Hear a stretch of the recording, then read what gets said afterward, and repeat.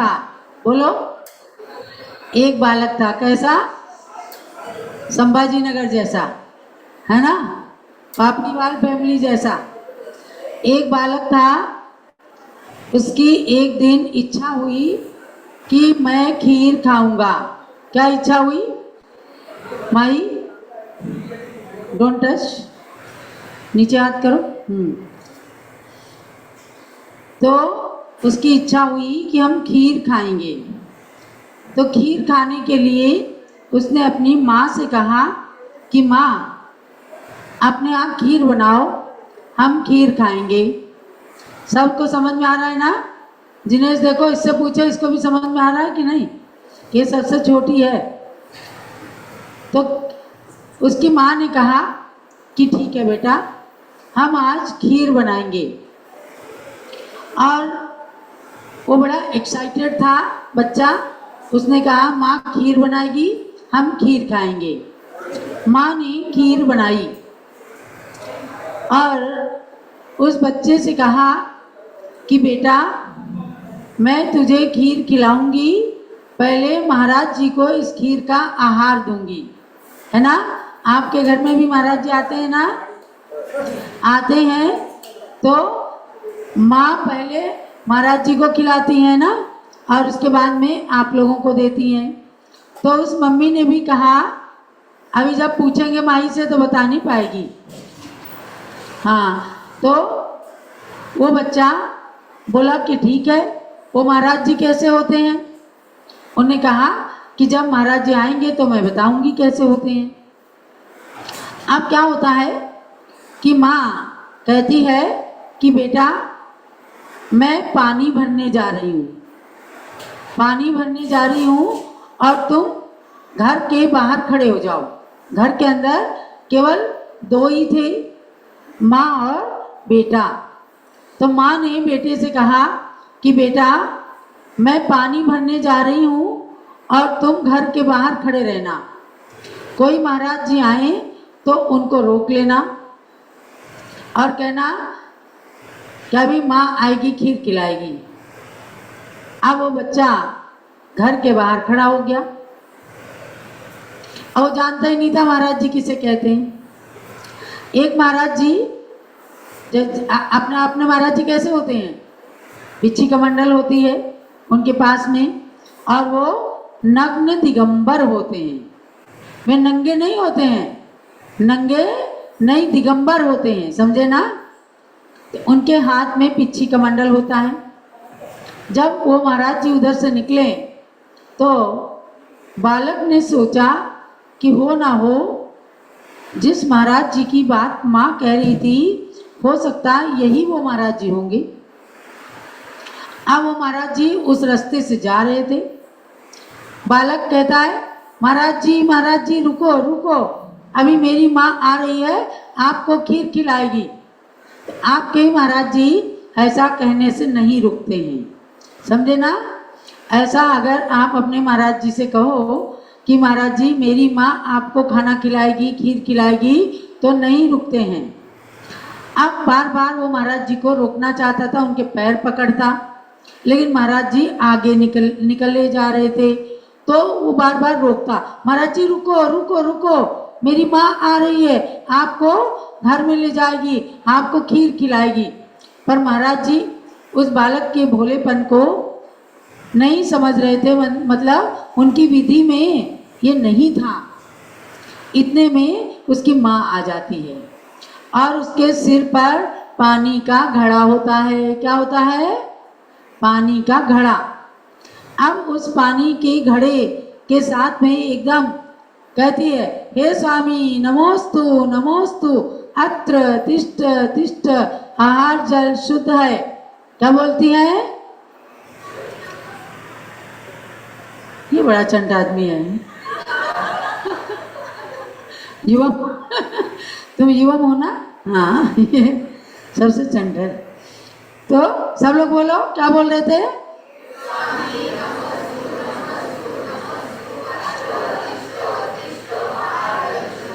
अब इतना बोलते ही महाराज जी रुक गए, क्योंकि ऐसे ही आपके घर में कलश लेकर के मम्मी पापा महाराज जी को पड़गाते हैं कि नहीं, है ना।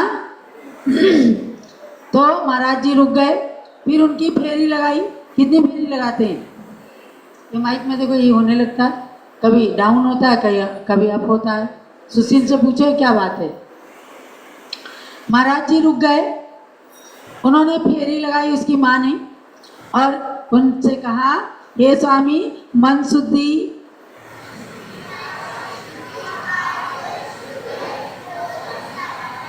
क्या बात, एकदम बढ़िया, एकदम परफेक्ट। यही बात उसकी माँ ने कहा, और महाराज जी को अपने घर में, रसोई घर में, चौके में ले गई। वहाँ पर उसने महाराज जी के चरण धोए, और उसके बाद क्या किया? पूजा करी, है ना। और उसके बाद नमोस्तु नमोस्तु कहा, और उसके बाद थाली में खीर ले आई। खीर के कटोरे में वो लाई खीर कटोरे में, और पानी का कलश ले आई, लोटा गिलास। उसके बाद क्या बोलती है? हे स्वामी मन शुद्धि,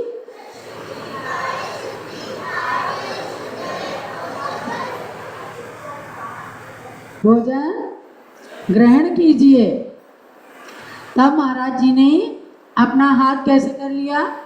बताओ कैसे किया? ऐसे किया, खड़े हो गए, खड़े होते हैं ना। और माता जी क्या करती हैं? माता जी भी खड़े हो जाती हैं? नहीं, माता जी बैठ जाती हैं। तो महाराज जी खड़े हो गए। अब उसकी माँ ने क्या किया? पहले पानी से हाथ धुलाया, उसके बाद उन्होंने पानी दिया, तो महाराज जी ने जल पिया, और उसके बाद क्या हुआ? खीर खिलाई, माने महाराज जी के हाथ में खीर दिया। और बच्चे से कहती है कि आप चौके के बाहर जय जय जय बोलना। अब वो बालक 8 साल का नहीं था, छोटा बालक था। 8 साल का होता तो आहार देता। उसने कहा जय हो जय हो जय हो, इतना बोला, खूब खुश हुआ। तो खीर का आहार दिया, और वो खीर पूरी की पूरी बर्तन में भरी रही, खाली नहीं हुई। चाहे कितना ही आहार दे दिया, लेकिन वो खीर खाली नहीं हुई।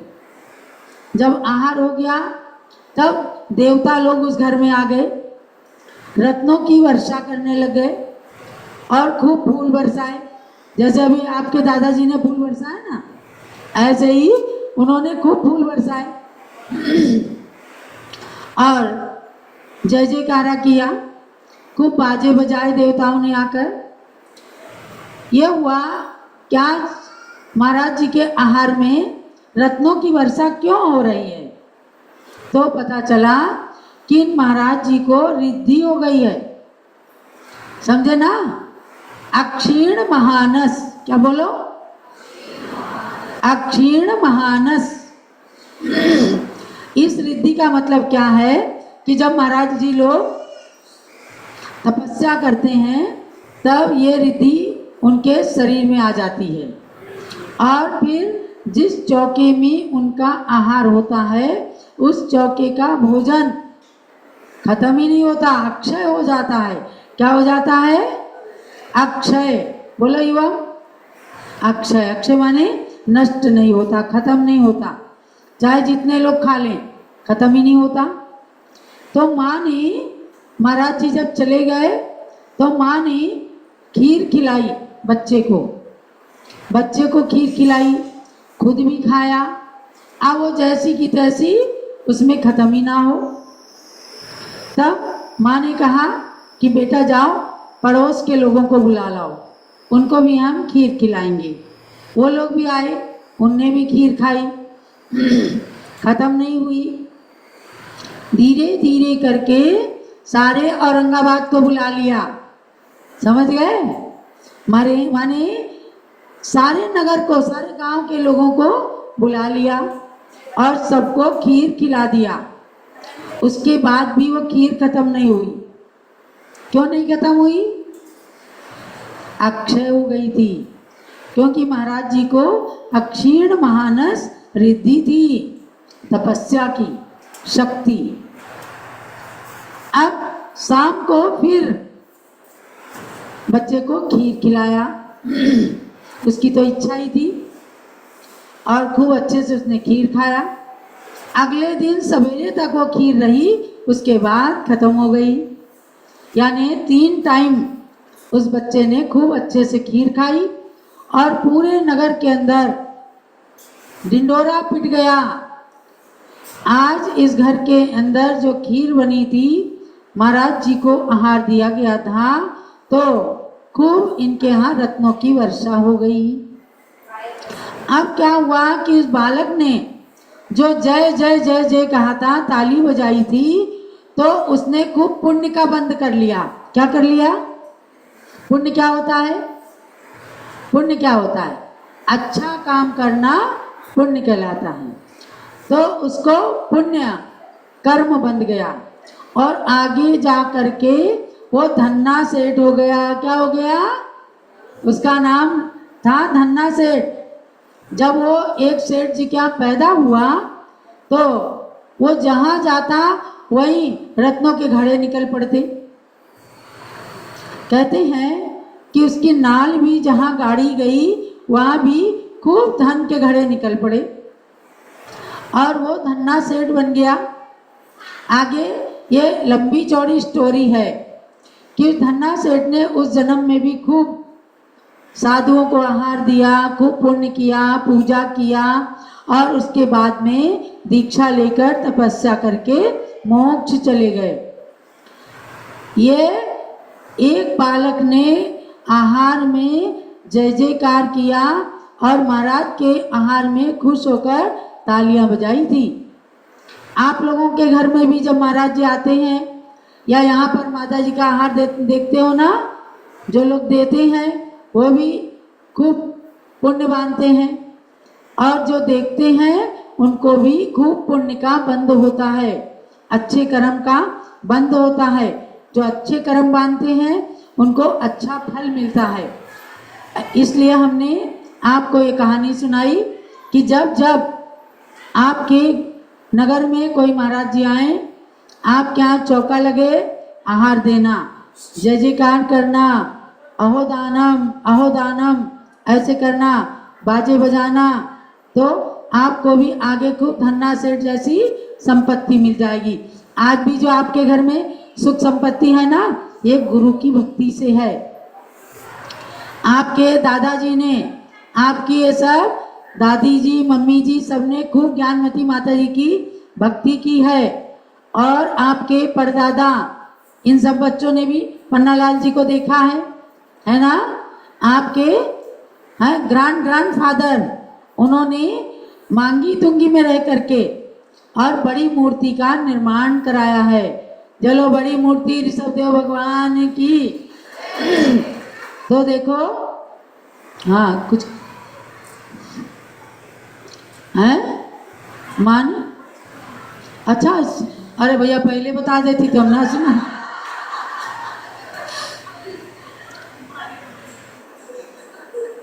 बंद कर दो। तो माँ ने भी आपकी स्टोरी सुनाई है।